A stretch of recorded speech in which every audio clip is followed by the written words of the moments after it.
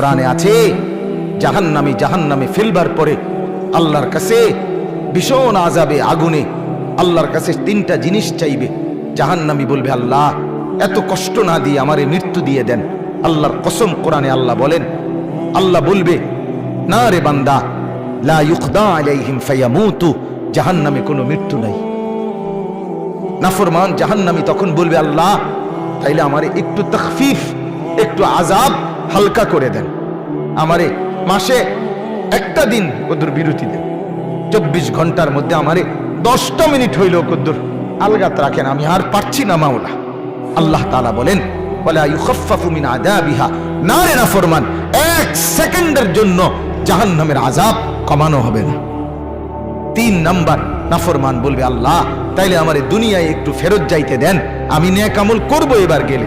আল্লাহ বলেন, যেদ্দুর হায়াত দিলে নেক আমল করা যেত, ওদ্দুর হায়াত দিয়েই তোমারে আনছি, আর ফিরবা কাল্লা, না না, দুনিয়ায় ফেরত যাওয়া যাবে না, তাইলে মরতেও পারবে না, আযাবও হালকা হবে না, দুনিয়াতেও ফেরত যাইতে পারবে না। তো কি করবে? ক্বালা ইখসাউ ফিহা, আল্লাহ বলেন, ইখসাউ ফিহা, তুমি নাফরমান জাহান্নামের মধ্যেই পড়ে থাকো, ওয়ালা তুকাল্লিমুন, আর কোনো কথা বলবি না, শুধুই আযাব ভোগ করতে থাকো।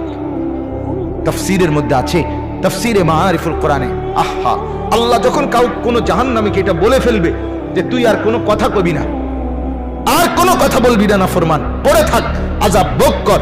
তাফসীরে মাআরিফুল কোরআনে লিখছে, জাহান্নামী আর মানুষের মতো কোনো শব্দ আর করতে পারবে না, শুধুই ঘেউ ঘেউ করবে, কুকুরের মতো আর গাধার মতো। আমার বাপ, জিন্দেগির উপরে রহম করো। আমার মুরব্বী চাচারাও, আপনারাও জীবনের উপরে রহম করেন। গুনাহ লম্বা করেন না, গুনাহ লম্বা করেন। 60 বছর ধরে টানা বিড়ি খান, এক টানা, কোন দিন বুঝবেন এটা গুনাহ? কত বছর পরে বুঝবেন? 60 বছর হয়ে গেছে, এখনো আপনি বিড়িয়ে খাইতেছেন, আস্তাগফিরুল্লাহ। আহা, আপনার কলজার মধ্যে কোন দিন আসবে এটা গুনাহ? আর কত বছর পরে আপনি বুঝবেন চাচা? হলো 20 বছর ঘরে রঙিন টেলিভিশন চলে, প্রতিদিন নাচ গান, সিনেমা, নাটক, ছেলে মেয়ে, স্ত্রী, সন্তান দেখতেছে। কত বছর পরে বুঝবেন আপনি, আপনার পরিবার যে এটা গুনাহ? 30 বছর ধরে টানা ব্যবসা, একই রকম মিথ্যা, ওজনে কম দেওয়া, এরপর অবৈধ উপার্জন, ধোঁকা, প্রতারণা, সুদ, কিস্তি, লোন, এগুলো দিয়েই ব্যবসা করছেন। কত বছর পরে বুঝবেন এটা গুনাহ? এক ইমানদার বাবা গুনাহকে এত লম্বা করে না। মুসলমানের ছেলে বাপ, কতদিন হয় ফজরের নামাজ পড়ো না? বলো তো ভাইয়া, আল্লাহকে সাক্ষী রেখে তোমার চোখ নিচের দিকে নামাইয়া বাপ, তুমি তোমারে বলো, তুমি তোমার বিবেককে বলো না বাপ, আজ কতদিন তুমি মুসলমানের বাচ্চা না? তোমার বাপ মুসলমান, তোমার মা মুসলমান, তোমারে তো মরলে মুসলমানের গোরস্থানে দাফন করবে। তোমার কানে জন্মের পরে আজান দিছিল, নর্তকীর নাচ না। তুমি কতদিন হয় ফজরের নামাজ পড়ো না? কত লক্ষ মুসলমান আছে যে জীবনে বলতেও পারে না যে ফজরের ওয়াক্ত হয় কখন।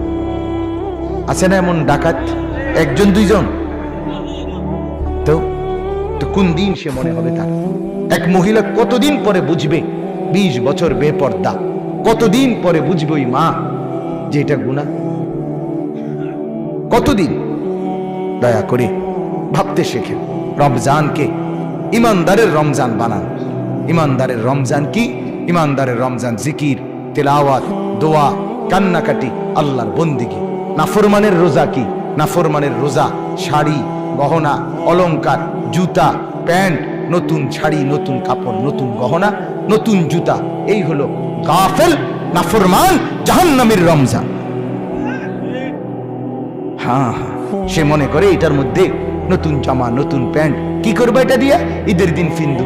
ঈদের দিন ফিনলে কি তোমার মানুষে মাথা তালগি দিয়ে আসবো নাকি?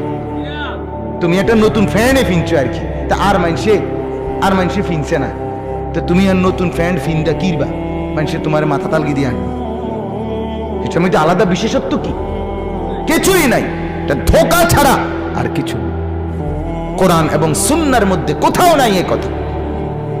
রমজানের ঈদের জন্য নতুন জামা, নতুন শাড়ি, নতুন গহনা, নতুন জুতা, নতুন শার্ট, নতুন প্যান্ট, নতুন থ্রি পিস, এগুলো কিনবার কোনো প্রয়োজনীয়তা ইসলামের মধ্যে কোথাও নেই।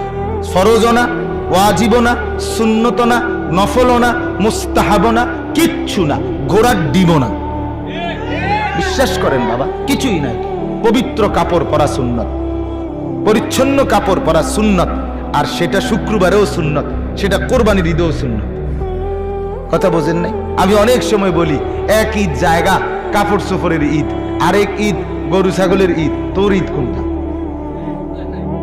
মুসলমান, তোর এই ঈদ কোনটা? বোঝেন নাই? কয় যে বছরে রোজার ঈদ মানে কি? কাপড় সফরের ঈদ। আর কোরবানির ঈদ মানে কি? গরু ছাগলের ঈদ। তোর ঈদ কই? কিরে মুসলমান, তোর ঈদ কই? একটা তো গরু ছাগলে নিল, আরটা তো হাফ প্যান্ট আর ফুল ফ্যানে নিয়ে গেল, তো তুই কো? হেবড়া ভাত। ঠিকই কইছেন, হেবড়া ভাত। আল্লাহ আমাদেরকে মাফ করে দেন। অতএব আমাদের কথা আমরা বাবা বললাম, দয়া করে আমরা প্রত্যেকেই শবে বরাত আগামীকাল তো কি করবেন? অনুষ্ঠান করবেন।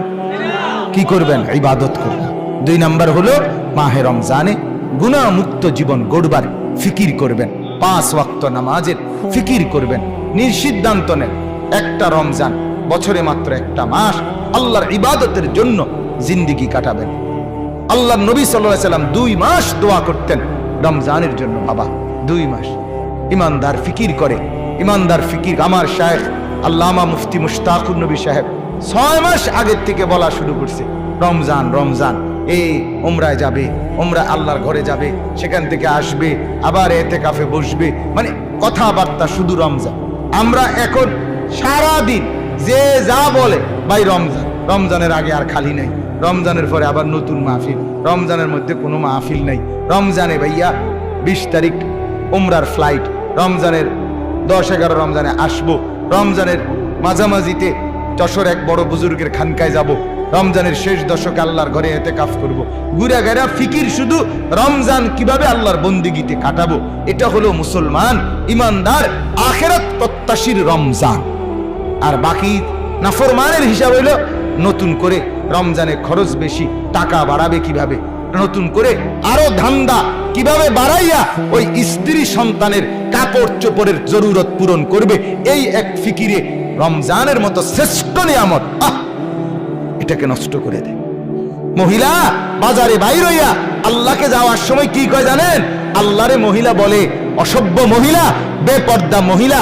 আল্লাহকে রমজানে বাজারে বাজারে ঘুরে আর আল্লাহকে বলে আপনি নি কইছেন রহমত দিবেন, মাগফিরাত দিবেন, নাজাত দিবেন, আমনে রেডি লইয়া আমনে থান, আমি জুতা কিনতে যাইতে আছি। আমনের রহমত আমি কিনবো, আমার মাগফিরাত দিয়ে কি লাভ? আমার দরকার জুতা, আমার দরকার থ্রি পিস, আমি আপনার নাজাত দিয়ে কিটা করব? আমার জান্নাত কি আর জাহান্নাম কি? আমার দরকার হলো